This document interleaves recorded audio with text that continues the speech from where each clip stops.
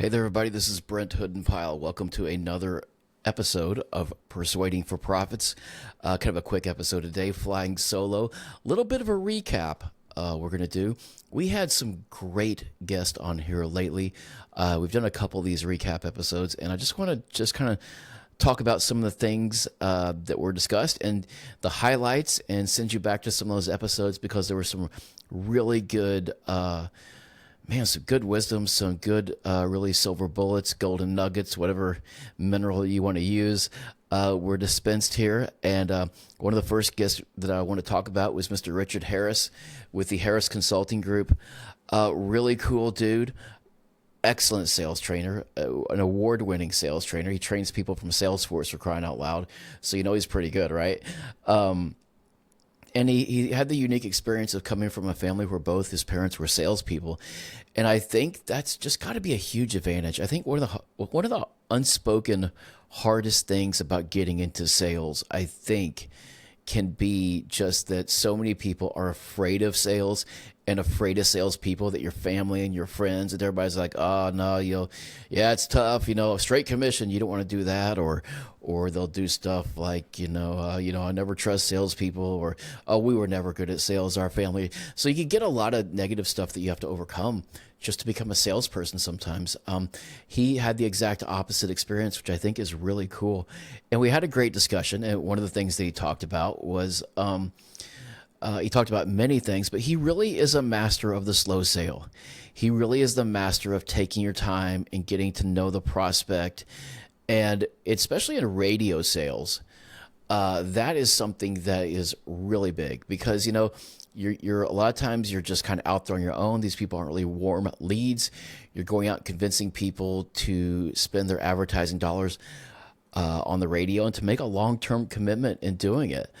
And so his style is really a way that just kind of makes the prospect feel comfortable. It's not pushy. It's very much a relationship-oriented selling process. It's called the NEAT sales system. That's an acronym, and I apologize, it escaped me what NEAT stands for, but he's written a book on it, and it's on Amazon. And the cool thing about Richard, he also has an avatar or an AI agent of himself on his website at the Harris Consulting Group. So you can go there and ask him questions, which is a really cool thing about that. One of the things that we talked about is creating urgency, and my perspective was, is it the sales manager's responsibility to give their salespeople, hard deadlines to come up against, or things that they can do to create urgency with the prospect. And his response was that, you can create a lot of urgency just with the prospect's own words, using their own words, using their own pain. And the pain of solving the problem, of needing a solution to the problem. That's the urgency. The urgency is that you get them out of pain sooner. But of course, you have to uncover that pain. And they kind of have to admit that they have it, right? And acknowledge that they have it. And acknowledge that they want a solution to it. And all of that is done, of course, in the sales process, And he also he clearly defined the sales process, in that episode. I urge you to go back and look at it. But one of the things I thought was really cool, which I really want to point out here, is he talked about the skeptic. He talked about the deal killer. And I think you see this especially a lot with B2B selling, where you think you're selling to one person, but you're really selling to a committee. You're selling to the guy. You're selling to his barber. You're selling to his wife and his kids and his mom and his dad and his brother and his brother-in-law and his sister and his preacher, his lawyer, whoever. I mean, that's in a system where it's just like a real kind of solopreneur, the guy that's built his own business up, right? There are other things where it's a C-suite situation where you are presenting to an actual board. Whatever the case, it's always probably a pretty good idea to assume going into a sale that there's a deal killer in there somewhere. And he has a good question to uncover that deal killer, and it's basically asking the prospect, who's the skeptic here? Once the prospect is kind of start getting some buy-in, okay, I know you're kind of on board with this, but who's the skeptic? Who do we really have to convince to get this going? And that's a really powerful question because it changes the relationship between you and the prospect. As a salesperson prospect from an adversarial one, it changes it into a collaborative one. And it gets the prospect doing the selling for you and helping thinking of solutions for you and helping think of all the ways that they're going to benefit from this. And that's a really powerful technique. And man, I've never heard that before. I think it's really good. Put that one in your sales arsenal. Go back and listen to that interview. It's a really great interview. And it's the harrisconsultinggroup.com. The next guy we had is a guy named Don Lazzari. And Don is a fascinating guy as well. A very good sales pedigree. His website is deliveringvalue.com, a sales trainer, kind of a turnaround specialist, a consultant. He's the guy that CEOs will call to help with their selling. And he actually wrote a book called The Entrepreneur's Sales Secrets Revealed. And the whole kind of focus of the book is that entrepreneurs are really good at building up their business, right? They're really good at doing the thing that their business is, but that thing does not include marketing or sales. And I think you see that across businesses, across, industries. You know, you own a company, you really build it up, and then the next thing you know, your job isn't doing the job of the company anymore. All of a sudden, your job is marketing and sales. All of a sudden, your job is keeping the sales coming in so you can keep the trucks on the road, so you can keep the people coming into the office, so you can keep the products flowing, so you can keep the food at the restaurant, various locations open. And so that is something that I think he really hit on there. So that book that he wrote, it's for that entrepreneur. It's for the person who all of a sudden looks up and now they got to start learning how to sell and do selling. And he talked about some great things. He he recommended a 3 bullet point approach to describing what you do. And you go back and listen to his. It's really good. This is all in the book too as well. Instead of an elevator speech, his answer to that was a how would you like? What do you do for a living? Well, how would you like to have this benefit? How would you like to have more customers and more free time with your family? Or how would you like to have more sales and more repeat buyers? Or how would you like to sell have people come in and pay full price for what you have instead of having to discount your way to the bottom every time? Whatever it is. And the 3 bullet points he had in there were very industry specific. So they indicated to the industry that he was selling to that he really knew what their pain was and what their problem was. And the more that you can really repeat the prospect's pain back to them, the more that you can show that you understand their pain in a conversation and verbally, the more that they're going to trust you. It's come from a book somewhere. I'll track it down for next time, maybe. But it's very true. And he talked about how he would lead workshops. He would say, what's the most important thing for a salesperson to have in order to be a great salesperson? And everybody would get all these answers. And actually, we pulled this one out as a reel, so you can probably find it online somewhere. He said the biggest thing that a salesperson needs is credibility. And you get credibility by asking good questions. So many people today, I say this all the time, salespeople are really good at answering questions, right? They're really good at mentioning features, right? But they lack, I think, the ability to ask really good questions, because the really good questions get to the prospect's pain. The really good questions get to the whole reason, get to the gap. They uncover the gap. The prospect's here and wants to be here. What's the gap? And that's the salesperson's job, is to uncover that. When you ask really good questions, then you can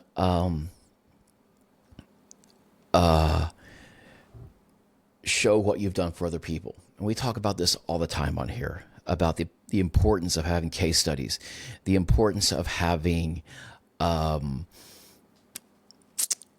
testimonials. It goes back to this thing. So the salespeople always think that answering questions shows their knowledge. But when you ask really good questions, the prospect's going to say, wow, this guy really knows what he's talking about. Maybe he does have the solution to my problem.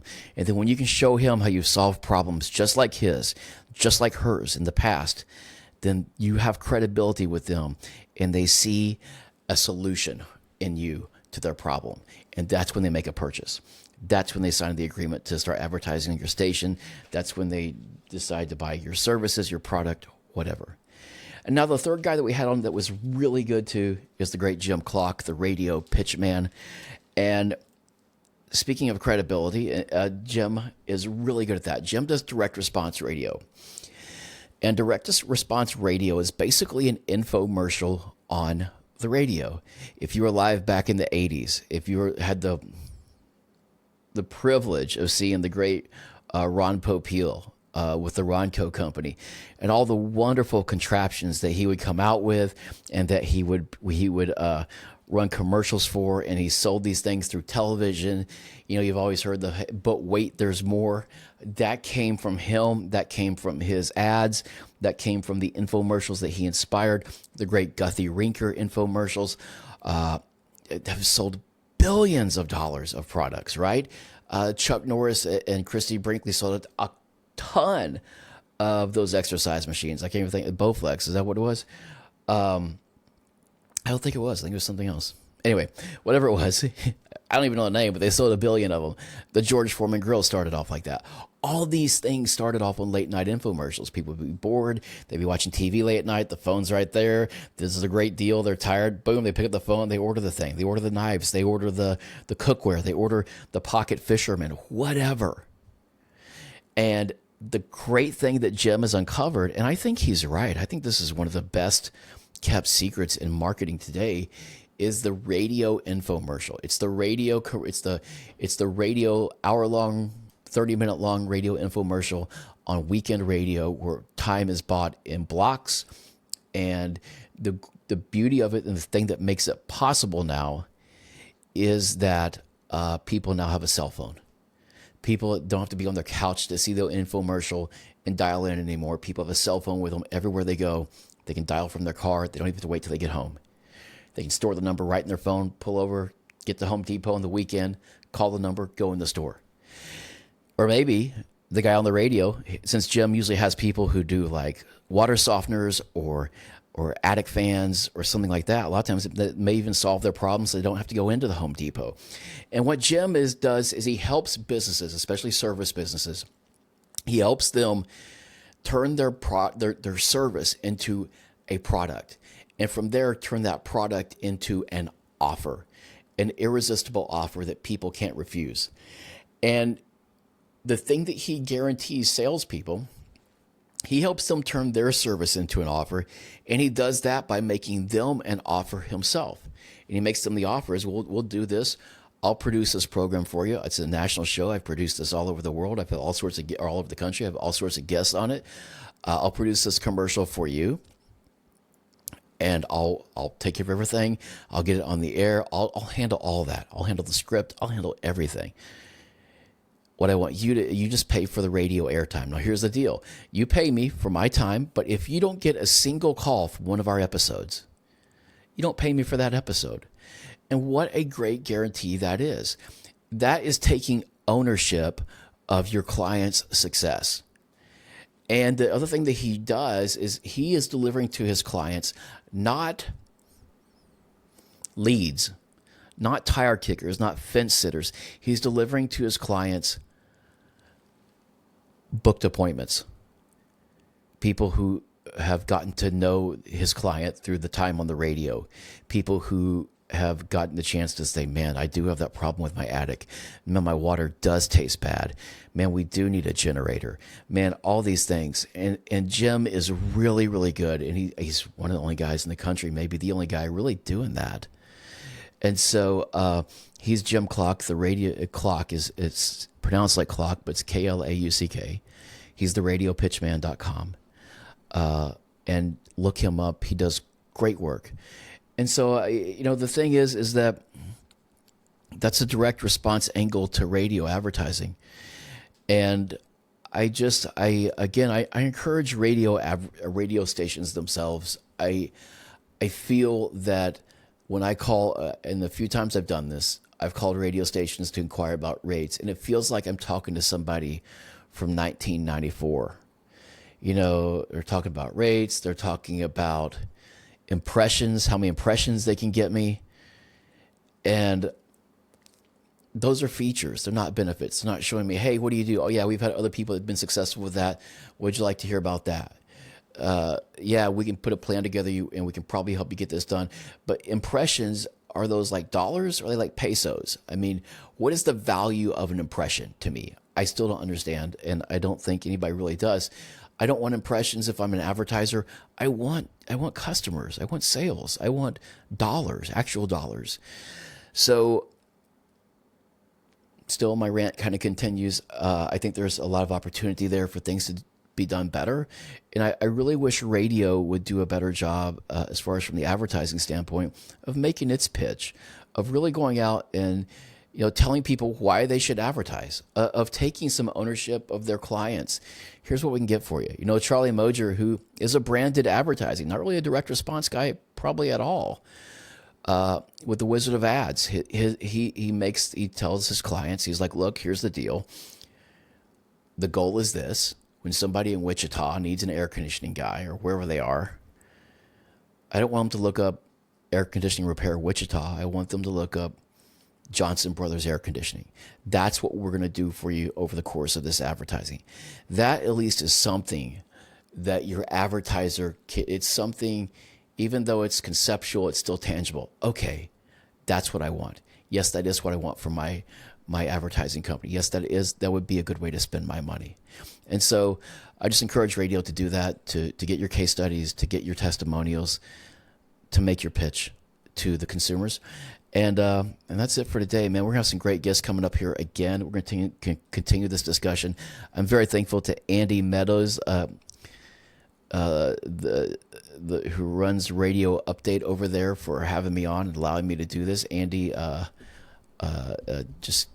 this show's a little bit late getting on this week because of me and because Andy became a dad again. So congratulations to him.